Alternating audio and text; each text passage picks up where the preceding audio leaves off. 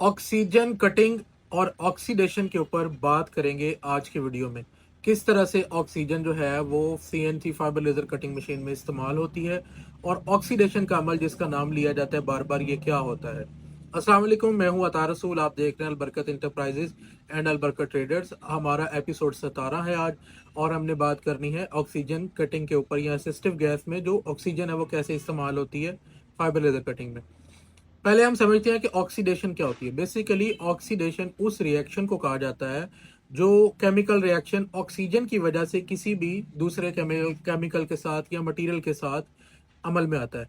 मिसाल के तौर पे आप एप्पल काट के रखते हैं, एप्पल के जब काट के रखते हैं तो वो उसकी स्किन जो ऊपर से शेप है वो ब्राउन हो जाती है, कलर उसका ब्राउन हो जाता है। और ये इस वजह से होता है क्योंकि ऑक्सीजन जो है हवा के अंदर मौजूद वो रिएक्ट करती है एप्पल के साथ, क्योंकि एप्पल में ऐसे केमिकल्स होते हैं जो ऑक्सीडेशन के अमल को मुमकिन बनाते हैं।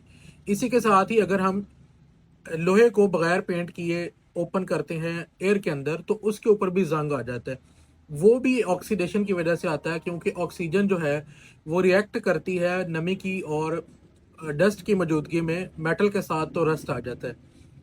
फाइबर लेजर कटिंग में ये किस तरह इस्तेमाल होती है।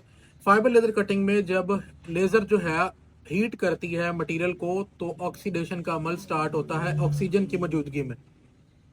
ऑक्सीजन जो है वो मेटल के साथ रिएक्ट करती है और उसको जल्दी मेल्ट करती है और उसको बिल्कुल कन्वर्ट कर देती है एक स्लैग के अंदर। और उसको रिमूव करने में उसका जो जेट बनता है, जो प्रेशर बनता है, वो उस मोल्टन मेल्ट को रिमूव करने में मदद देता है।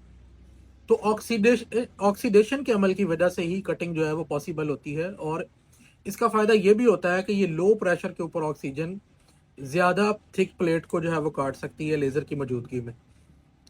इसी तरह अगर हम किसी और गैस को इस्तेमाल करते हैं ऑक्सीजन के अलावा तो ऑक्सीडेशन का अमल जो है वो स्लोअर हो जाता है। जाहिर है नाइट्रोजन में ऑक्सीजन बिल्कुल नहीं होती तो उसमें ऑक्सीडेशन भी नहीं होती, वो नॉन रिएक्टिव गैस होती है, इसलिए उसका प्रेशर बहुत हाई इस्तेमाल करना पड़ता है।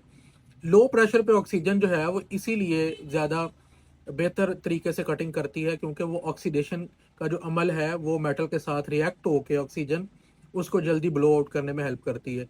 अगर हम फ्लेम कटिंग को देखें तो फ्लेम कटिंग में भी यही सिनेरियो होता है कि उसमें जो दूसरी सिलेंडर वाली एलपीजी गैस है वो उसको जलाती है और ऑक्सीजन जो है वो ऑक्सीडेशन क्रिएट करती है जिसकी वजह से जो मेटल है वो मेल्ट होता है और ऑक्सीजन के प्रेशर की वजह से वो वहां से रिमूव हो जाता है और कटिंग पॉसिबल होती है। अच्छा, इसमें फाइबर लेजर में ऑक्सीजन कितनी रखी जाती है? 0.7, 0.6, 0.4 ये प्रेशर होता है, 0.4 बार। तो 0.4 से लेके 1 बार 1.5 बार तक ऑक्सीजन का प्रेशर रखा जाता है मेटल की कटिंग के लिए, एमएस के लिए या कार्बन स्टील के लिए। जबकि अगर दूसरी गैसेस को देखा जाए तो उनका प्रेशर बहुत हाई रखना पड़ता है, वो 12 बार तक रखना पड़ता है। अच्छा, इस प्रेशर को कांस्टेंट रखने से ही हमें कटिंग जो है वो नीट एंड क्लीन मिलती है।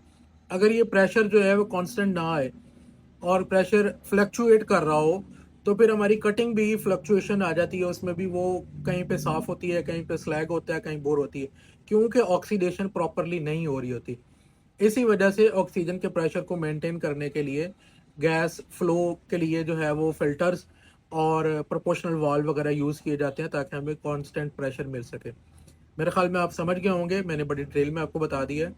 मज़ीद इसी तरह के वीडियो देखने के लिए हमें फॉलो कर लीजिए। बहुत शुक्रिया।